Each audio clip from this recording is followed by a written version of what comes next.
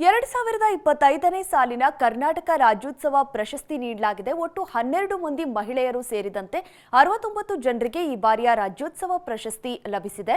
ಮೊದಲೇ ನಿರ್ಧರಿಸಿದಂತೆ ಈ ಬಾರಿ ಯಾವುದೇ ಸಂಘ ಸಂಸ್ಥೆಗಳಿಗೆ ಪ್ರಶಸ್ತಿ ನೀಡಿಲ್ಲ.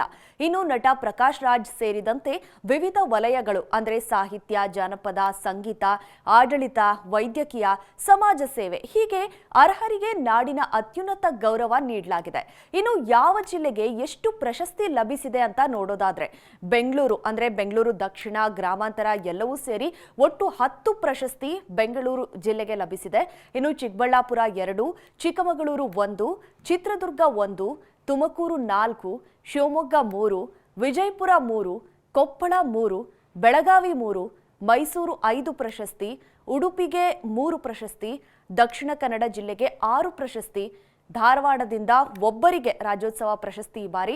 ಇನ್ನು ರಾಯಚೂರಿನಿಂದ 2, ಬಳ್ಳಾರಿಯಿಂದ 1, ಬೀದರ್ನಿಂದ 1, ಇನ್ನು ವಿಜಯನಗರದಿಂದ 2 ಮತ್ತು ಹಾವೇರಿಯಿಂದ 1, ಹಾಸನ 2, ಮಂಡ್ಯ 1, ದಾವಣಗೆರೆ 1, ಇನ್ನು ಗದಗ, ಚಾಮರಾಜನಗರ 1, ಯಾದಗಿರಿಗೆ 2 ಪ್ರಶಸ್ತಿಗಳು, ಉತ್ತರ ಕನ್ನಡಕ್ಕೆ 1, ಬಾಗಲಕೋಟೆ 2, ಕಲಬುರಗಿ 1, ಕೊಡಗು ಹಾಗೂ ಹೊರನಾಡಿಗೆ 2 ರಾಜ್ಯ ಪ್ರಶಸ್ತಿ ಈ ಬಾರಿ ಲಭಿಸಿದೆ.